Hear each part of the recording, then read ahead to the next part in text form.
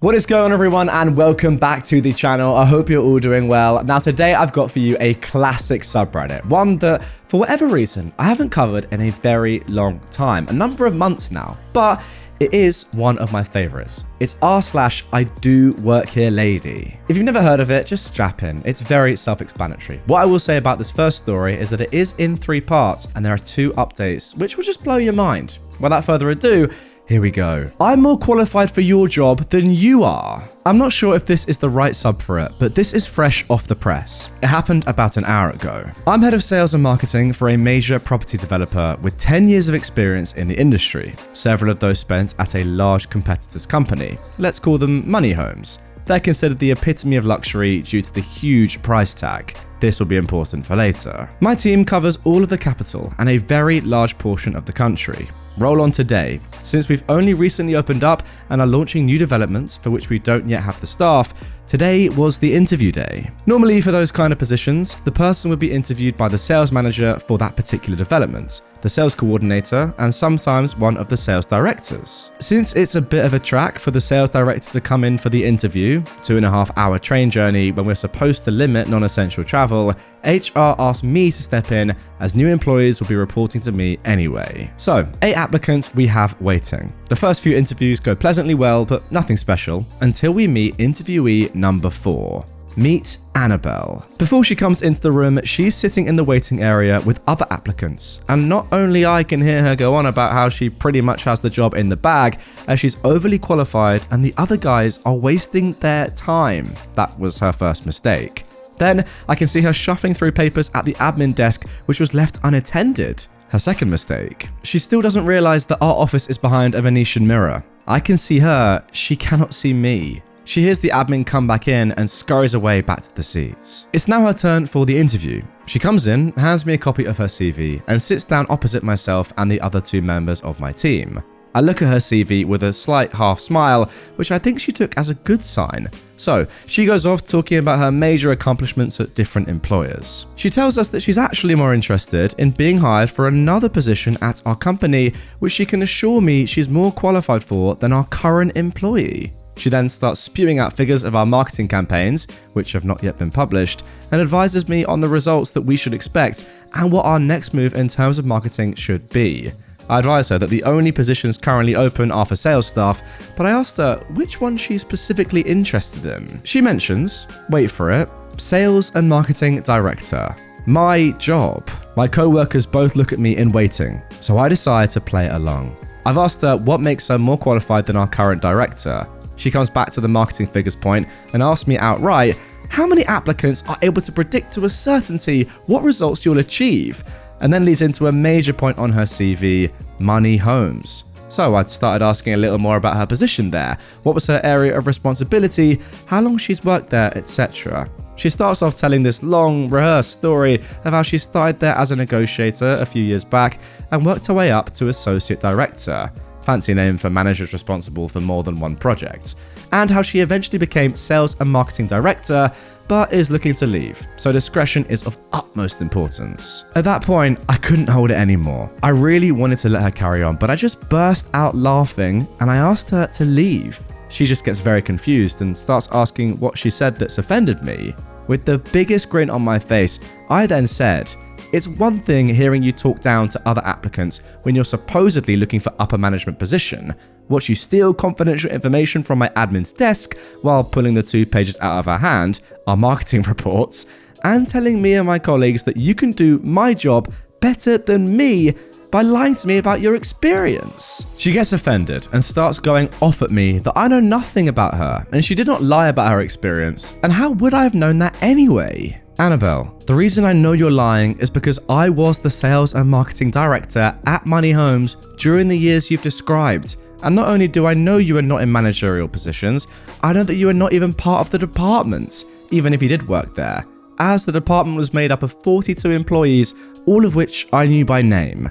I recommend that if you do indeed work there, you contact your director, as I'll be filing a grievance against you for stealing confidential documents from their main competitor. Her face went pale as a sheet of cheap toilet paper. She turns on her heel, rips her CV out of my colleague's hands, and runs out the door. Like, does she really think we did not keep her details on email when she sent the doc through? Can't wait to see if I'll be hearing from her or Money Homes anytime soon. And there we go. That is part 1 to this story. As I said in the intro, we have an update to come, which comes just 20 days later, which we'll get into in just a few seconds. And then another update, which was just posted at time of recording this is a few weeks ago. Unbelievably, 3 years after this original post. The original post was posted in 2020 with the update coming just 3 weeks later. And then yeah, the next update came 3 years after that. However, for that first initial post, all I've got to say is just the audacity. It's just honestly astonishing. Stealing company documents and then saying, how could I possibly know these marketing stats?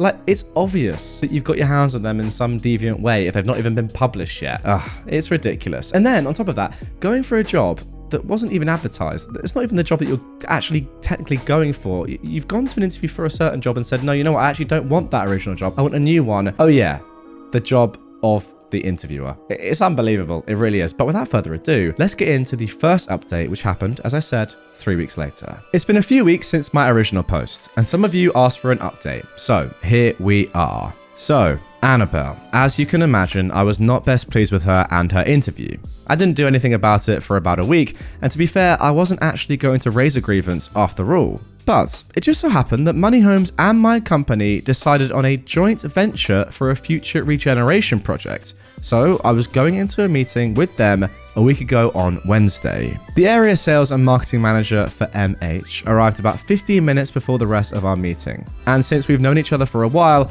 I retold him the story while catching up. He knew exactly who I was talking about even before I mentioned Annabelle's name, and lo and behold, she does not work for Money Homes and was never even employed by them. Turns out she is a subcontractor who works for a small independent estate agency, to whom Money Homes have been paying a set fee for accompanying weekend viewings local to them. That would explain why she knew a fair bit about their processes, as she reports client information back to them, but wouldn't have known that I was also employed there at some stage. This also means that the incident with the marketing reports doesn't really mean anything, as they're not a competitor and it's not the kind of info other companies would be willing to pay for. Useful, but not priceless. So there's no grievance to be raised. Okay, gotta interject here though. That doesn't take away from the fact that Annabelle is stupid. Like, actually stupid. She said that she works for some company that she never actually fully worked for. That's gonna be checked. References exist, guys. What is she doing? Back to the story. So, even though I cannot be nearly as petty as I was hoping to be, considering how small our working world is, the story has spread.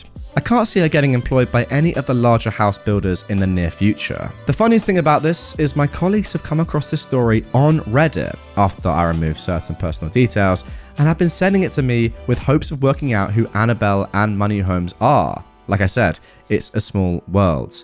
I've been acting shocked and giggling under my breath every time I hear it. Now guys, you might have thought that was going to be the end of that one. However, as I already said, it was not, as just a couple of weeks ago at the time of recording, we got an update, amazingly, 3 years after this story seemed to have finished. Here we go. I've recently been having issues at my workplace and I've decided to move on. I've started at my new job just over 2 weeks ago. It's the same position, just for a different company. Imagine my surprise when I realized that Annabelle is an existing employee at the new place and part of the team who will be reporting to me. In my first week on the job, Annabelle came into my office, having clearly remembered me and the embarrassing occurrence that was her interview a few years ago, and we've had a very good chat. She apologized profusely and admitted that she thought everyone lies on their CV, and she was so desperate to leave the job she was employed at the time that she wanted to make herself stand out. She's actually a very sweet girl and an integral cog in a very well-oiled machine that is the new company I've started at. I've explained to her that while it is true most people do lie or exaggerate on their CVs, they tend to lie about much smaller things, like GCSE results, and not about running a competitor's sales and marketing department. I've told her there's no bad blood between us, and as long as she's doing her job and doing it well, I will endeavour to support her as much as I possibly can. I've made her promise that if she ever considers leaving, to come to me first, and we'll work on her CV and covering letter together. I know it's not the petty update anyone was expecting or hoping for, but life has a funny way of teaching us a lesson when we need it most. And I think both Annabelle and I have learned ours this time. Wow, safe to say, I was really not expecting that. I mean, as I said multiple times while reading, I really thought that Annabelle was an idiot. And Annabelle, if you are watching or listening, first of all, subscribe and drop a like. Second of all, I'm sorry. I feel like I got you wrong and you just made an honest mistake. Now, if I talk about myself and the honest mistakes that I've made in my life, we'd be here for 3 hours. And I tend to only make 3-hour-long episodes when I do compilations. So that's not going to happen today. Fair enough. You know, you judge someone for their actions and turns out that, someone's actions in an isolated incident aren't completely aligned with their character necessarily, which is a pretty obvious thought. But I feel like the majority of the time on Reddit, it's the other way around. And idiotic people do idiotic things. But of course, sane, sensible people can also do idiotic things. And it seems like in this case, Annabelle was just a confused young doe, for want of a better word. And yeah. Maybe she is just a good employee with a good heart that really wanted to leave her terrible old job and just was trying to do the utmost and do whatever she could to get out of it. And yeah, honestly, best of luck to her. Doe, by doe, I mean female deer, by the way. Raya drop a golden sun. Me and I call myself. Now guys, good news. We have time for one more IDoWorkHereLady story in this episode. Crazy lady decided to bug me, a locksmith, and literally called the police because I wasn't supposed to be here. I was. Earlier today, I had one of my biggest jobs yet. Rekeying 19 locks all to be alike. Normally for the bigger jobs, my boss would help, but he isn't exactly the most organized and keeps losing his bitting tweezers, so I was on my own. They were all to some side rooms holding only some thick piping. Sign above them said something along the lines of fire room or something, but that wasn't my problem. Somewhere around lock 14, I heard the signature Karen ahem. Me, having made a parking mistake pointed out by a kind lady earlier and expecting something similar, turned around and said, "Is everything all right?" I should have known where this was going. "What are you doing here?" "I'm rekeying these locks." Still naively thinking at this point this was just another interested stranger. "Yeah, you aren't allowed to do that. That's illegal." I read enough on Reddit to start recording at this point. Sadly, I don't have it anymore. My phone data filled up. I was surprised that Karen said nothing about me beginning to film. Maybe she thought I was sending boss a message or something? "Mom, this is my job. The owner of this complex ordered me to do this. Please, leave me alone." "No, I live here and you aren't allowed to do this. Don't make me call the police. Do you even have a license to do this?" Spoiler alert, no license is needed per se, but there is some sort of certificate for identification, so I can't just copy the key and come back or something. "I have a license. Back off and let me do my job. You're a tenant, not an owner. I know this because I was ordered to do this by the owner himself. Besides, these are side rooms to some sort of fire control area. You don't even have access here, and yet I do. Is that not proof enough? Show me your license or I'm calling the police." "Call them then. I've got no obligation to show you the verification number. You aren't my client." I'm getting irritated by the humid heat here. "Now bug off." "I'm calling the police. They will make sure you never do this again." Now at this point, I'm absolutely fuming. "F off, lady. I'm doing my job, so leave me alone and waste someone else's time and energy. I'm the owner's wife. You aren't allowed to do this. I'm calling the police." I try and calm down.